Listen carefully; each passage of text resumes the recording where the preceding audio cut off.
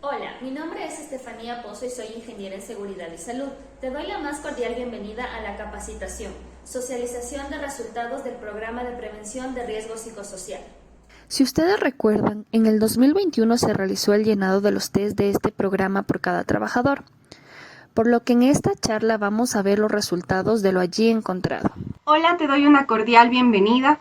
Mi nombre es María José Valdivieso, soy psicóloga organizacional y en este momento vamos a tener un espacio de formación, un espacio de capacitación.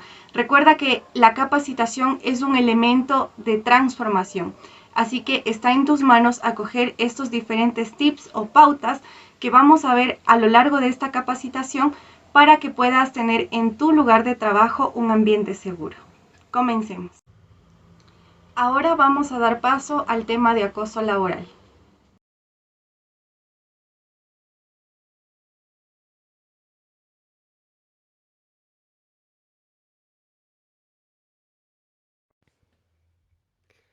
Para introducirnos en este tema, vamos a hablar primero sobre la comunicación. La comunicación es esencial para la vida, ya sea en el trabajo o en la vida personal, todos la necesitamos. Y es que la comunicación es hablar o exteriorizar hacia los demás los diferentes sentimientos, pensamientos, puntos de vista en relación a situaciones o acontecimientos.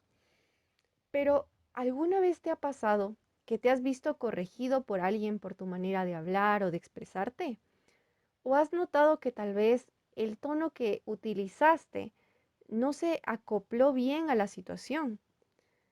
A pesar de todo esto, de estas brechas en el lenguaje, es algo que lo utilizamos en todo momento. Y nos equivocamos sin duda porque tenemos una alusión al entendimiento. Es decir, que suponemos que la frase, el chiste o la acción es graciosa, es cordial, es divertida, pero resulta que para las otras personas que me escucharon o me vieron, no lo recibieron de la misma manera que yo supuse. Esto es alusión al entendimiento. En este sentido, encontraremos dos tipos de lenguaje. El lenguaje verbal, es decir, la comunicación oral. Una buena comunicación mejora la competitividad de la organización, su adaptación a los cambios, el entorno, facilita el logro de los objetivos y las metas que se han establecido y satisface las propias necesidades y la de los participantes. Nos ayuda a coordinar y controlar las actividades y fomenta una buena motivación y compromiso. Y tenemos por otro lado el lenguaje no verbal, que nos ayuda a acentuar de mejor manera aquel mensaje oral para que vaya en sincronía lo que decimos con lo que nosotros transmitimos. Sin embargo, este lenguaje que es tan bueno y que aporta muchísimo a la organización en el cumplimiento de las metas, como ya lo vimos hace un momento, que nos permite conversar con nuestros jefes, nos permite ser buenos en atención al cliente, con los proveedores, hacer muchas más cosas, este lenguaje, si nosotros no lo sabemos utilizar, se puede tornar violento. Y no hay una cosa más destructiva para el clima laboral que el acoso, con palabras o con actos. Por ejemplo, los chismes, los malentendidos, con el fin de querer hacer quedar mal a un compañero o compañera de trabajo o afectarlo de alguna manera. Hay una frase que dice, una mentira dicha 1000 veces se convierte en verdad. Esto genera división en la empresa y se rompen las relaciones humanas, incluso laborales, y empiezan a existir rencillas entre un departamento contra otro. Y todo esto por no saber utilizar correctamente el lenguaje, la comunicación.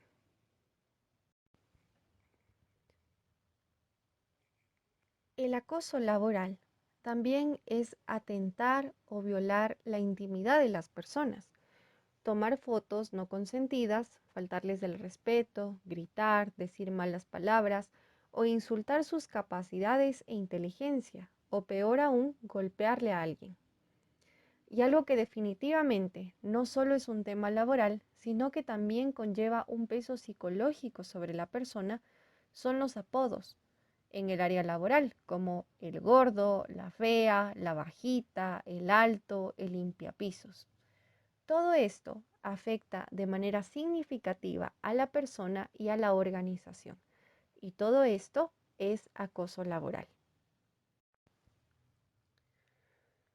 La OIT, que es la Organización Internacional del Trabajo, dice que aunque han existido estos comportamientos violentos desde siempre, no significa que hay que normalizarlos, sino modificarlos, ya que la víctima podría esconderse bajo un lema de yo voy a soportar esta situación, yo soy fuerte, no les hago caso, pero en realidad puede traerle consecuencias como el deterioro físico, emocional, social, y de pronto quien ha sido víctima de acoso no sabe por qué, pero en algún punto ya no confía en los demás y desencadena problemas en su seguridad, tiene acomplejamiento físico, de su inteligencia, de sus capacidades, o fue una persona a la que le hirieron tanto que después usará un escudo de protección en su soberbia, en el orgullo, y se aleja y endurece sus sentimientos y por ende se convierte en una persona dura y fría.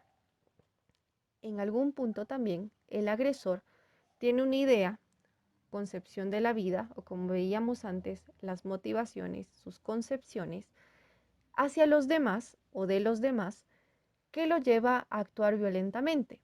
Pero en realidad es un adulto diciendo, no sé cómo cambiar. Pero hay fuerzas inconscientes en su mente que le empujan a actuar, tal vez porque la conducta se normalizó. Por ejemplo, al conducir es muy común en la cultura ecuatoriana, cuando tú estás aprendiendo a conducir, que te digan, no te dejes, acelera en amarillo, lánzale el carro, pítale más duro. O incluso con los hijos. Es que si es que no entiende, pégale. Si no te hace caso, grítale, habla malas palabras. No te dejes, tú eres más que ellos. Son conductas que el agresor y la sociedad han normalizado, pero no porque todos lo hagan significa que está bien. Dicho todo esto, ¿qué debemos hacer con respecto a este tipo de acoso? En primer lugar, es importante reconocerlo y evitarlo, es decir, moldear mi comportamiento. Si yo sé que soy propenso a caer en chismes, en apodos, abstenerme. En mi forma de referirme o de pensar de los demás. En segundo lugar, no alimentar los comentarios con los demás compañeros de trabajo. Recordemos esta famosa frase, una mentira dicha 1000 veces se convierte en verdad. En tercer lugar, no ser cómplices de esta situación y debemos notificar a alguien de confianza, ya sea el jefe de área, personas de talento humano o un ente regulatorio, para que esta situación no se agrave. En cuarto lugar, tenemos, tanto para el acosador como para la víctima, vamos a recomendar un asesoramiento terapéutico y para el resto de colaboradores, formación y capacitación. Finalmente, es importante mencionar que las estrategias de intervención frente a este riesgo psicosocial no solamente se tratan de un conjunto de prácticas saludables, sino también de una guía para actuar en el futuro de una manera responsable, con el fin de atraer y mantener el talento dentro de la organización. A continuación, vamos a conocer un poco más acerca del acoso sexual en el ambiente laboral.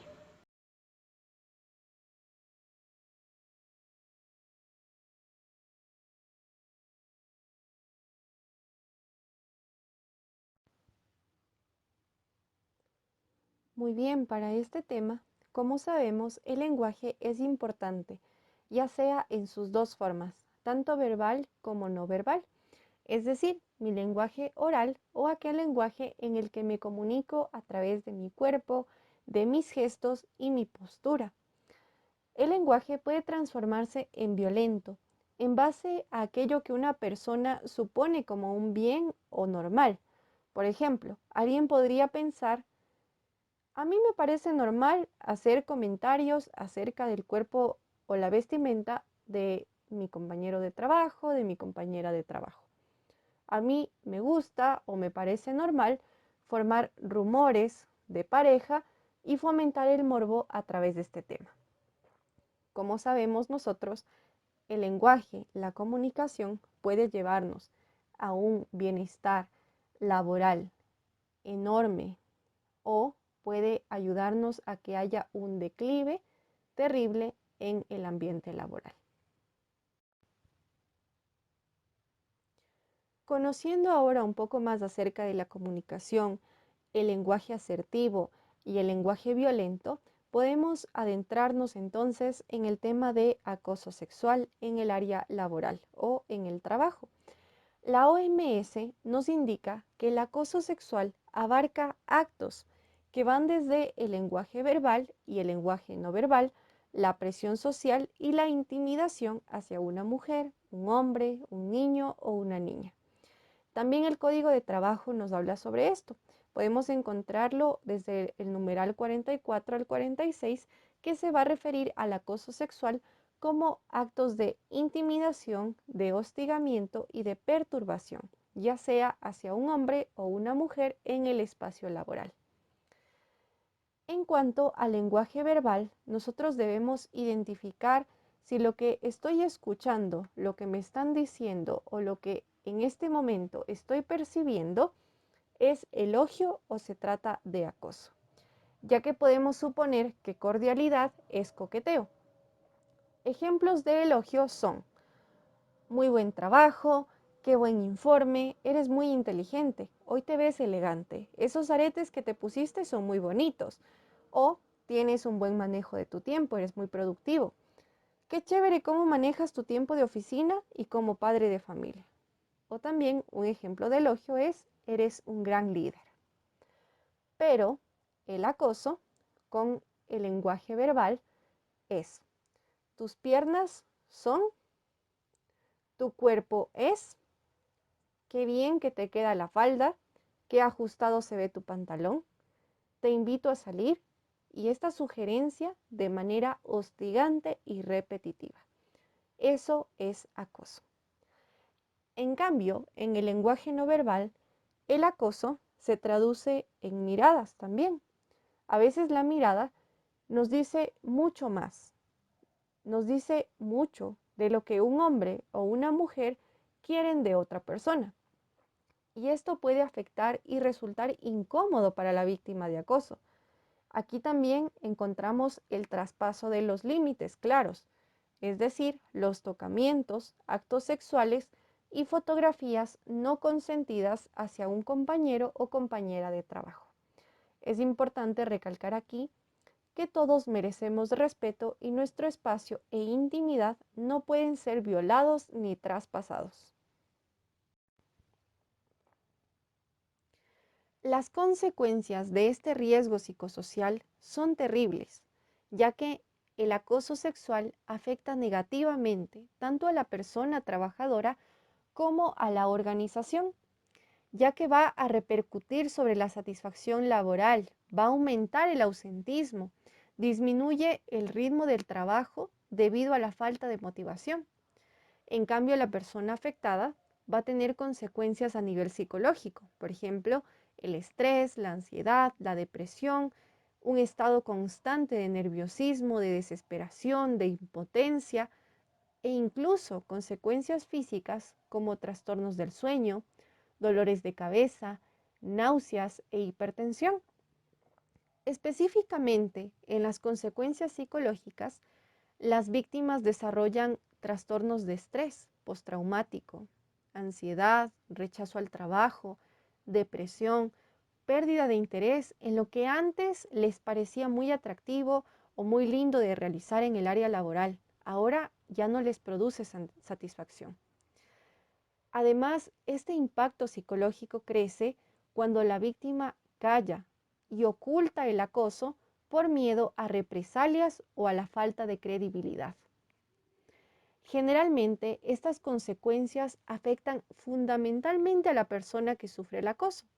Sin embargo, también incide sobre los trabajadores que pueden ser testigos o que conozcan la situación, porque se va a producir ansiedad y estrés en el trabajo.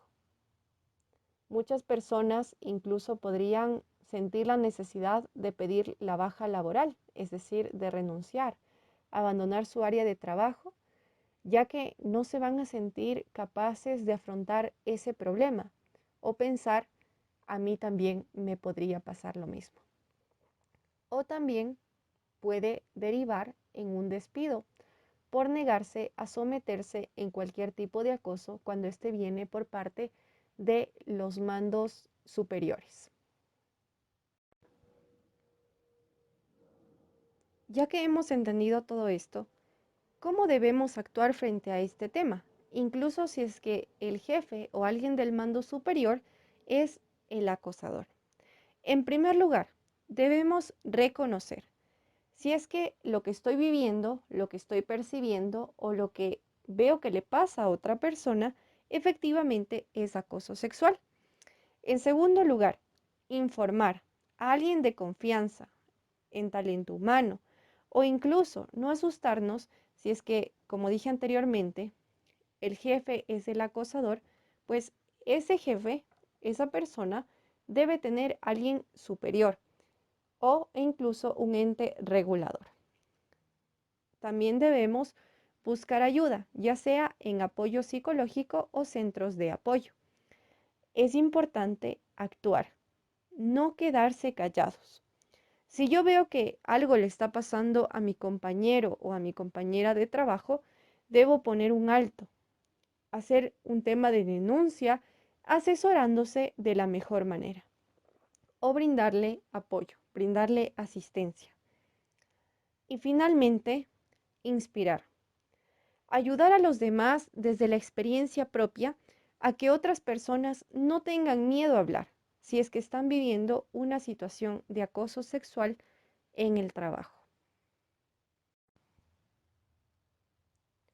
Finalmente, recordemos que somos un equipo de trabajo. Lo que somos lo reflejamos no solamente en el área laboral, sino también en casa, en la familia y en todos lados.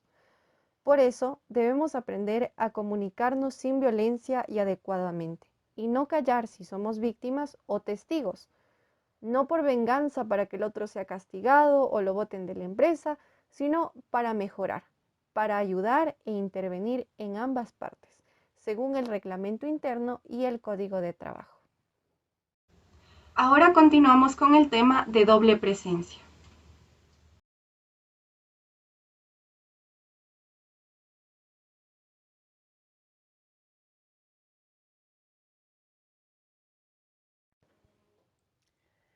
La doble presencia es un nombre propuesto por una socióloga italiana que se llama Laura Balbo a finales de la década de los 70. Puso este nombre para poder representar la situación de la mayoría de mujeres en las sociedades actuales.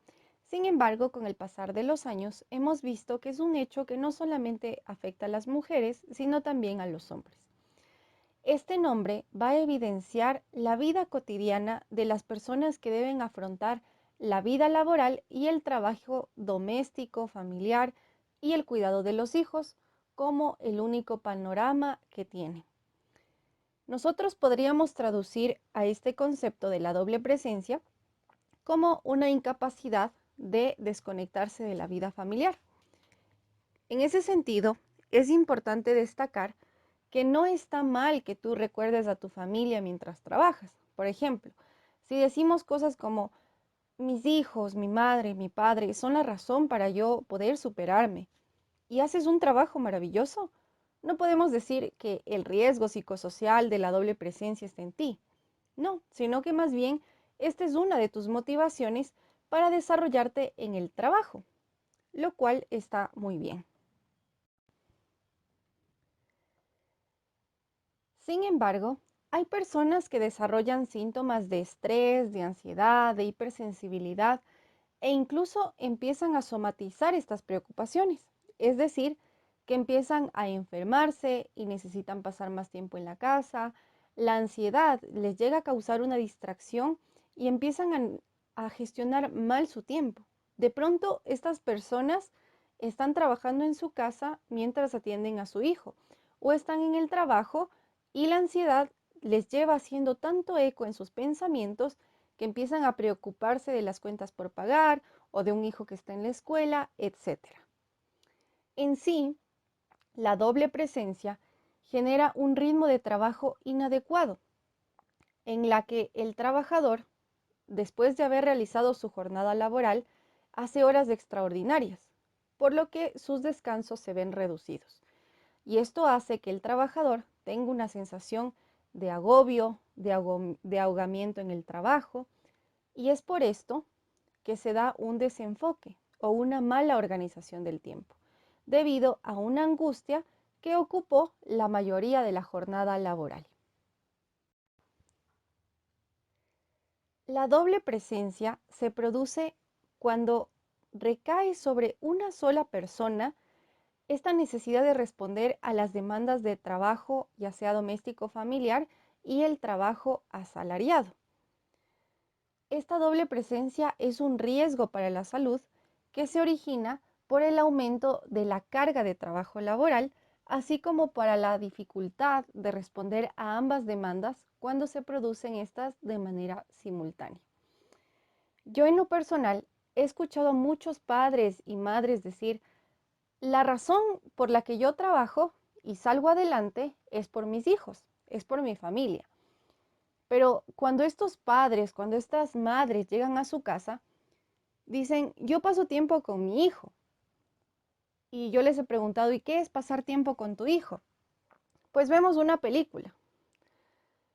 Quiero que ustedes se pongan en ese escenario donde están dos personas mirando un televisor, pero entre ellos no hay ninguna conversación.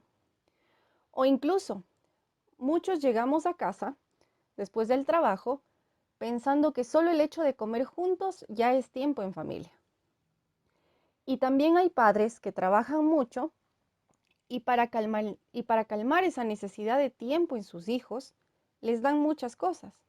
Yo les pregunto ahora, ¿en realidad estás gestionando un espacio con tu familia? O aún más personal, ¿en verdad estás amando a tu familia? En este sentido, la doble presencia también debe ser abarcada desde uno mismo, saber gestionar nuestros tiempos, pero también podemos enfocarlo desde diferentes ejes o puntos. En primer lugar, desde las organizaciones, es decir, mejorando la gestión de tiempo de los trabajadores con horarios flexibles y excelentes ambientes laborales. En la familia y en la sociedad, es importante repartir las tareas del hogar teniendo en cuenta que no deben recaer sobre una sola persona, así como reconocer también en los niños y adolescentes, según su edad, la capacidad de compartir las tareas del hogar. Y aquí es importante mencionarles que el tiempo afectivo y efectivo debe hacerse presente en la familia. Es decir, es más importante el tiempo de calidad que pasas con tu familia que de cantidad. Y finalmente, cuidar nuestras emociones. Necesitamos una visión equilibrada frente a las diferentes adversidades o situaciones emergentes, ya sea en el trabajo y en la vida familiar. Finalmente, trataremos el tema de salud autopercibida.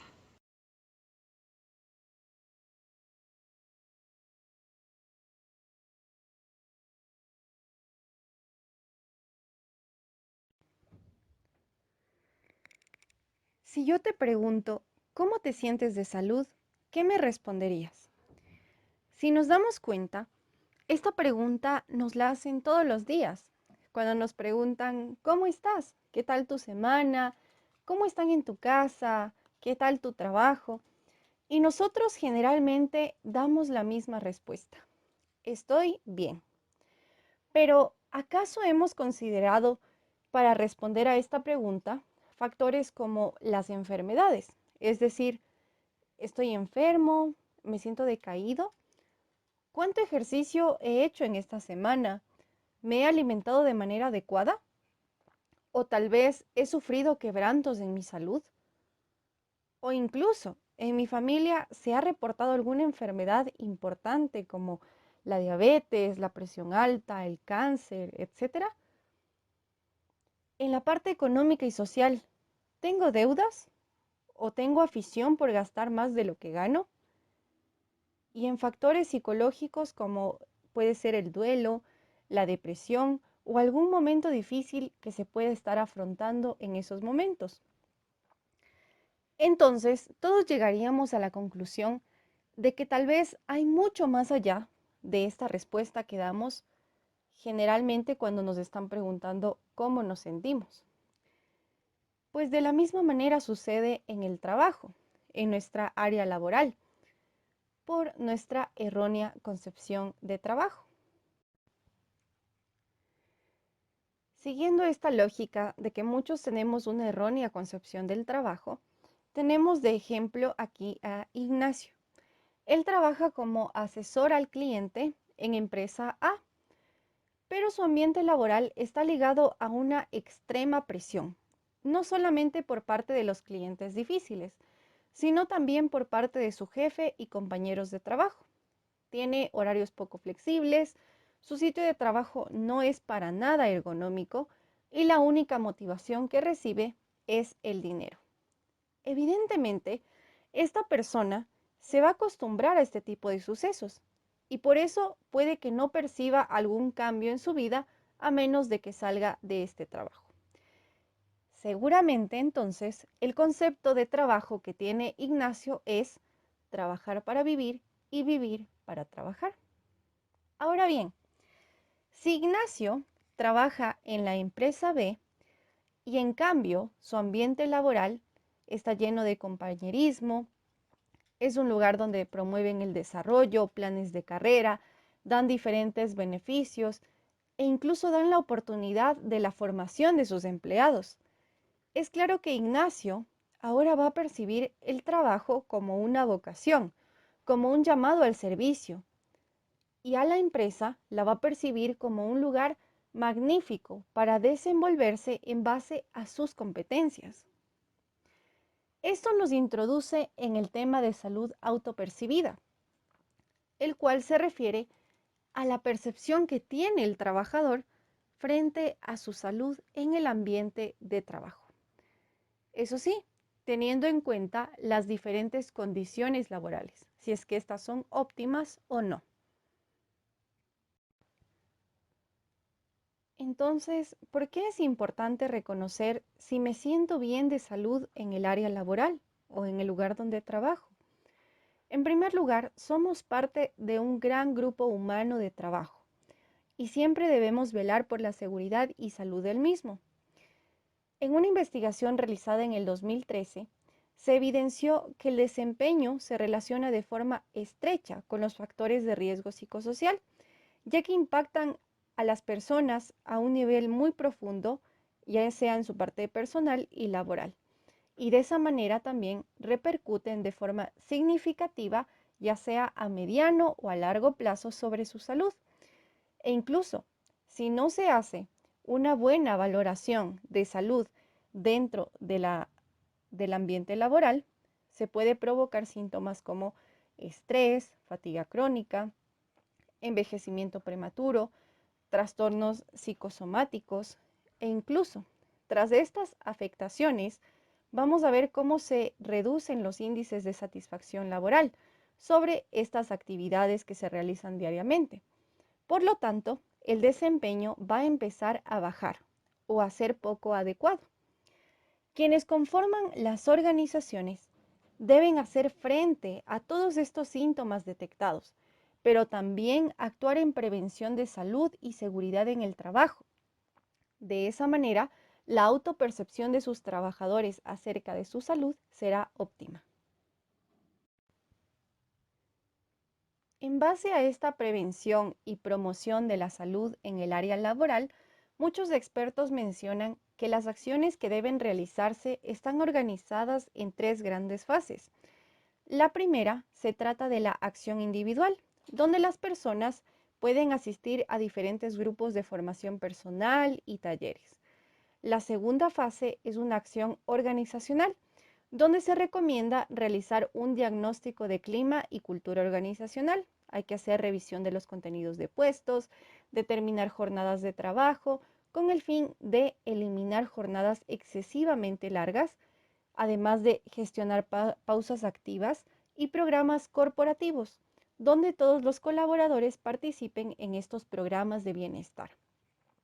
Y finalmente, la tercera fase es la acción extraorganizacional, en la cual es importante la mediación de un especialista en la salud mental y familiar para gestionar las dinámicas que tiene esta persona fuera y dentro del trabajo.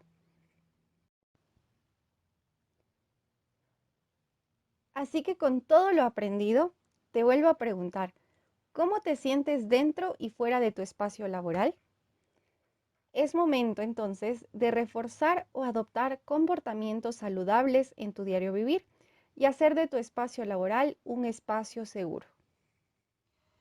Gracias por tu tiempo, gracias por tu atención. Recuerda que la salud no solamente es física, sino también es psicológica, es mental, y depende de cada uno de nosotros hacer al área laboral un espacio más seguro para todos.